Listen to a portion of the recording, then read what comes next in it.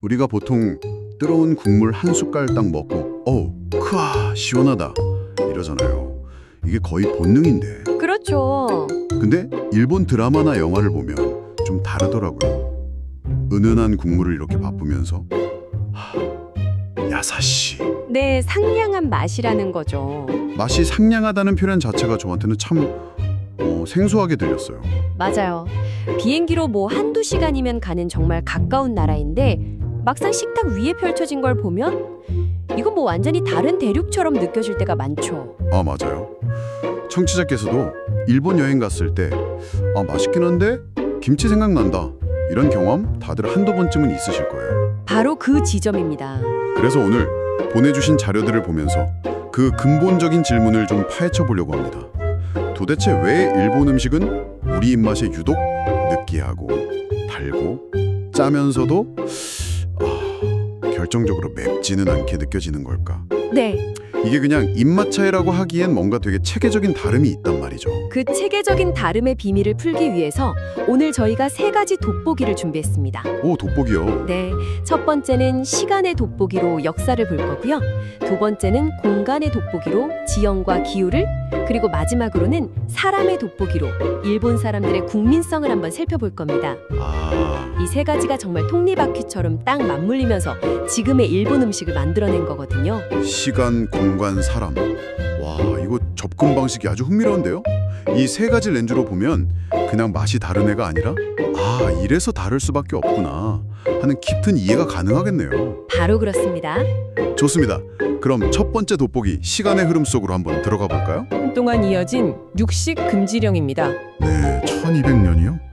잠깐만요. 이게 120년도 아니고 1200년이면 이건 그냥 정책 수준이 아니잖아요. 거의 뭐 민족의 유전자를 바꾸는 시간인데요. 그렇죠.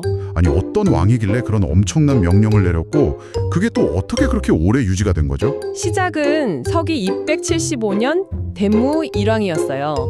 이 사람이 아주 독실한 불교 신자였는데 살생을 금하라는 교리에 따라서 칙령을 내린 겁니다. 소, 말, 개, 닭, 원숭이는 먹지 마라. 근데 이 기조가 그 이후 정권들에서도 계속 크고 작게 이어진 거예요. 그래서 무려 1868년 메이지 유신으로 서양 문물을 받아들이기 전까지 일본은 공식적으로 고기를 먹지 않는 사회가 된 겁니다. 세상에. 아니 한반도에서는 삼국시대부터 막 고구려인들이 사냥해서 고기 구워 먹고 고려, 조선 내내 고기 요리가 엄청나게 발전했는데 그 긴 시간 동안 바다 건너에서는 생선하고 채소만 먹었다는 거군요. 네, 주로 그랬던 거죠. 바로 여기서부터 모든 게 갈라지기 시작했겠네요. 정확합니다. 바로 그 지점에서 음식 맛의 첫 번째 거대한 분기점이 생깁니다. 한번 생각해 보세요.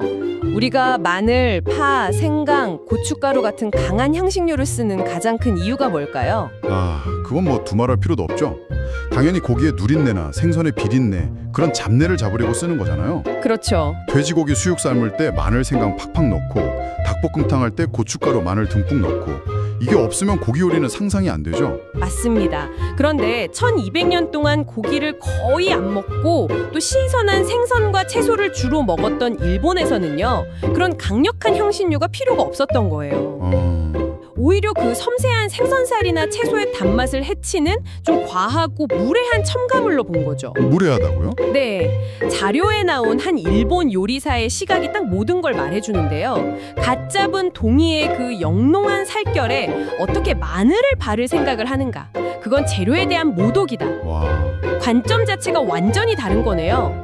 우리는 더하는 맛으로 잡내를 가리고 풍미를 막 끌어올리는데 그들은 빼는 맛으로 재료 본연의 가치를 드러내려고 했다는 거잖아요. 바로 그 빼기의 미학이 일본 요리의 근간이 된 겁니다. 그러다 보니까 자연스럽게 발달한 게 다시, 즉 맛국물 문화예요. 감칠맛. 네, 고기 육수의 그 진한 맛을 낼 수가 없으니까 다시마의 감칠맛, 갓소부시의 훈연향 이런 것들을 조합해서 맛의 깊이를 추가하게 된 거죠. 그렇군요. 여기서 또 하나의 재밌는 아이러니가 등장하는데 바로 고추의 운명입니다. 고추요? 우리 한국인의 매운맛 그 자체인데 일본이랑 엮이니까 또 어떤 기막힌 이야기가 나올지 궁금하네요. 우리가 지금 먹는 이 매운 고추가 사실 임진왜란 때 일본을 통해서 한반도로 들어왔다는 게 정설이거든요. 네, 저도 그렇게 알고 있어요. 근데 정말 웃기게도 고추를 우리한테 전해준 일본에서는 이걸 음식에 넣을 생각을 거의 안 했다는 거예요. 아니, 그럼 그 좋은 걸 가지고 대체 뭘 한 건데요? 처음에는 아니 이 새빨갛고 이상하게 생긴 걸 사람이 어떻게 먹어? 독초 아냐? 이러면서 관상용으로 화분에 심어서 구경만 했다고 해요. 관상용으로요? 그러다가 나중에는 이걸 빻아서 가루로 내서 양말에 넣으면 발이 따뜻해진다는 걸 발견한 거죠. 그래서 방한용품으로 썼다는 기록이 있습니다. 하하, 정말인가요? 우리는 그걸로 속을 뜨겁게 만들었는데 거기는 발을 따뜻하게 하는 데 썼다니. 아니, 같은 재료를 두고 이렇게까지 용도가 달라질 수 있군요. 그렇죠. 한반도에서는 이걸 먹으니까 몸에 열이 확 오르네. 이거 겨울에 김치 담글 때 넣으면 좋겠다. 이러면서 운명적인 만남이 시작된 반면에 네, 바다 건너에서는 발 시릴 때 아주 좋네 하고 안년이 다른 길을 걷게 된 거죠. 1200년의 채식이 고추의 운명까지 갈라놓은 셈입니다. 정말 흥미롭네요. 긴 역사가 마늘과 고추가 설 자리를 없애고 대신 감칠맛 내는 다시 문화를 발전시켰다. 이것만으로도 매운맛이 없는 이유가 아주 명쾌하게 설명이 되네요. 네, 그렇죠. 하지만 뭐 역사가 전부는 아니겠죠. 그 역사가 펼쳐진 땅, 즉 일본의 지리적 환경도 맛에 결정적인 영향을 미쳤을 것 같은데요. 물론입니다. 역사라는 씨앗이 움튼 토양이 바로 지리적 환경이니까요. 일본 하면 딱 떠오르는 이미지가 있잖아요. 사방이 바다인 섬나라, 그리고 여름의 그 고온다습한 기후. 아, 맞아. 특히 무시무시하게 덥다는 뜻의 무시아츠이, 무시어츠이라는 단어가 있을 정도로 그 눅눅함은 정말 상상 이상입니다. 맞아요. 자료에 나온 숨만 쉬어도 아가미가 생길 것 같다는 표현이 정말 와닿더라고요.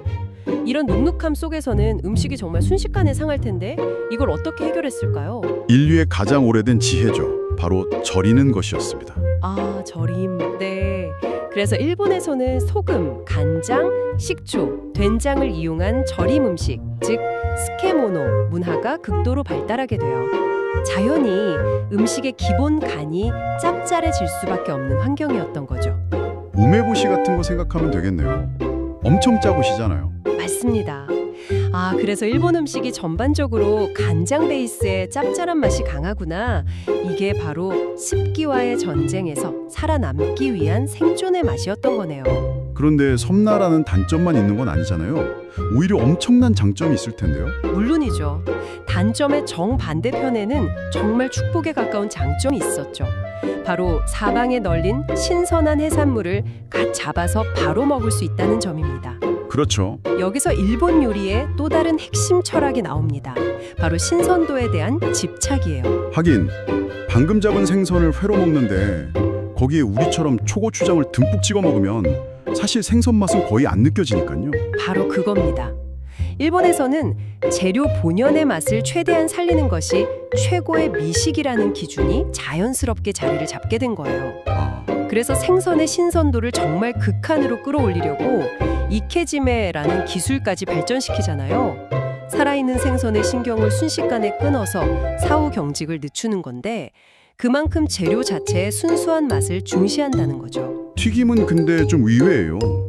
오히려 덥고 습하면 불 앞에서 기름 끓이는 요리는 피하게 될 것 같은데 어떻게 정반대의 요리가 발달한 거죠? 아주 달카로운 지적이세요.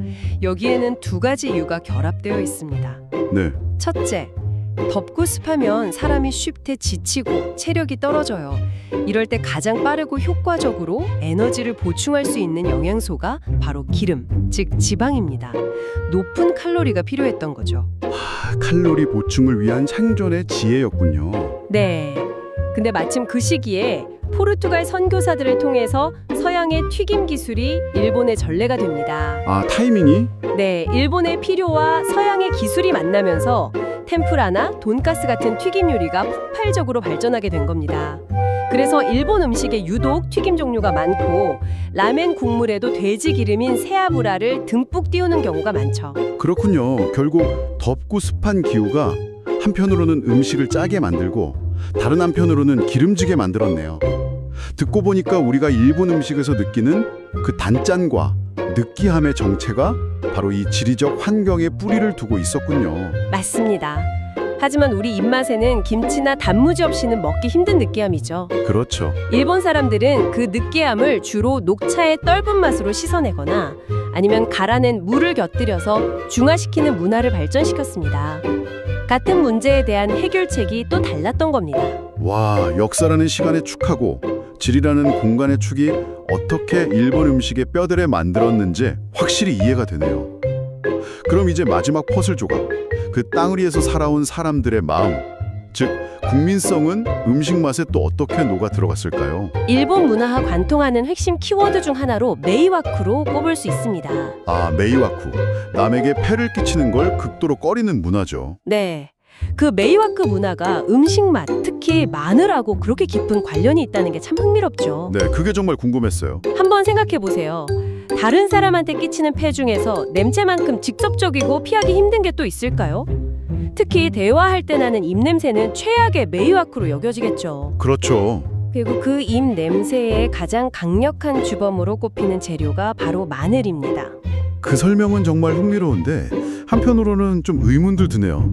요즘 일본, 특히 젊은 층에서는 한국 음식 인기가 엄청나잖아요.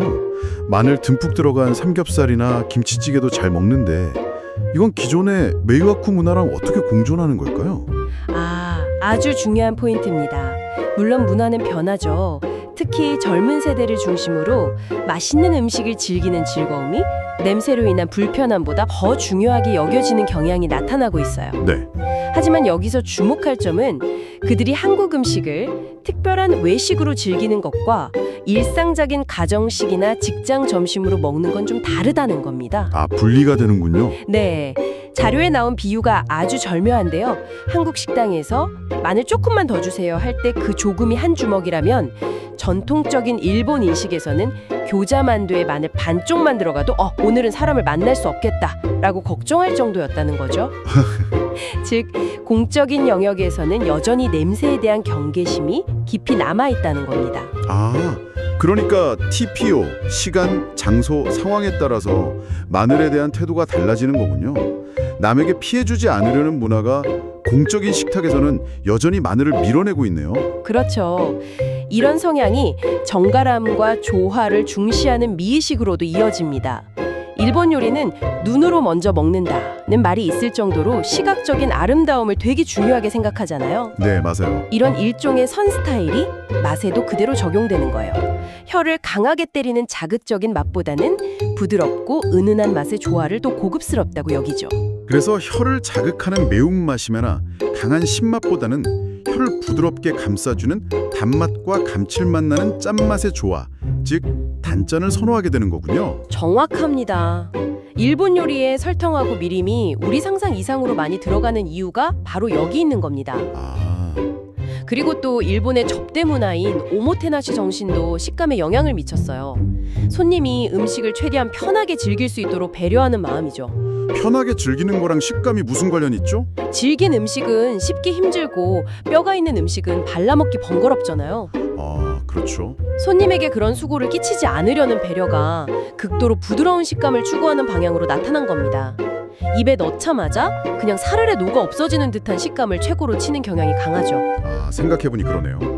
카스테라, 푸딩, 혀 위에서 녹는 와규 스테이크 같은 것들이요. 네, 자료에서는 이 현상을 턱 근육을 쓰지 않으려는 눈물겨운 노력이라고 재치있게 표현했더라고요. 와, 듣고 보니 정말 그러네요. 장어구이도 계란말이도 심지어 라면에 올라가는 차슈조차 젓가락으로 누르면 으스러질 정도로 부드러운 경우가 많으니까요. 손님에 대한 배려가 음식의 식감까지 바꿨다니 정말 놀랍습니다. 그렇죠. 우리는 쫄깃한 식감, 아삭한 식감처럼 씹는 맛을 즐기는 반면 일본은 녹는 맛을 즐기는 문화라고 볼 수 있겠습니다. 자, 그럼 오늘 나눈 이야기를 한번 종합해볼까요?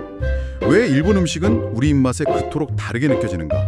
그 답은 정말 하나의 거대한 테피스트리처럼 엮여 있었네요. 그러면서 고기 잡내를 잡기 위한 마늘, 고추 같은 매운 향신료가 필요 없었고 대신 감칠맛을 내는 다시 문화가 발달했습니다. 그리고 두 번째 실은 지형이었고요. 덥고 습한 기후 때문에 음식이 상하는 걸 막으려고 소금과 간장을 그리고 떨어진 체력을 보충하기 위해서 기름과 설탕을 많이 쓰면서 단짠과 느끼함이 기본 맛으로 자리 잡았죠. 그리고 마지막 실은 국민성이었습니다. 남에게 폐를 끼치지 않으려는 메이와쿠 문화가 마늘 같은 강한 향을 피하게 만들었고, 손님을 배려하는 오모테나시 정신과 정갈함을 추구하는 미의식이 자극적이지 않은 맛과 극도로 부드러운 식감을 선호하게 만들었습니다. 결국 이 모든 실들이 촘촘하게 짜여서 우리 한국인의 소울메이트인 맵고 칼칼하면서 개운한 맛이 비집고 들어갈 틈을 정말 단 하나도 남겨두지 않았던 거군요. 바로 그렇습니다. 그래서 청취자께서 일본 여행에서 라멘을 처음 드실 때 첫 입은 우와, 국물이 정말 깊고 진하다 하고 감탄하다가도 한 3젓가락쯤 먹다 보면 자신도 모르게 마음속으로 외치게 되는 거죠. 아, 김치, 깍두기 국물 마시고 싶다. 아, 정말 그 경험 다들 있으실 거예요. 그 경험 속에 바로 오늘 우리가 나눈 이 모든 복합적인 이유들이 녹아있는 셈입니다.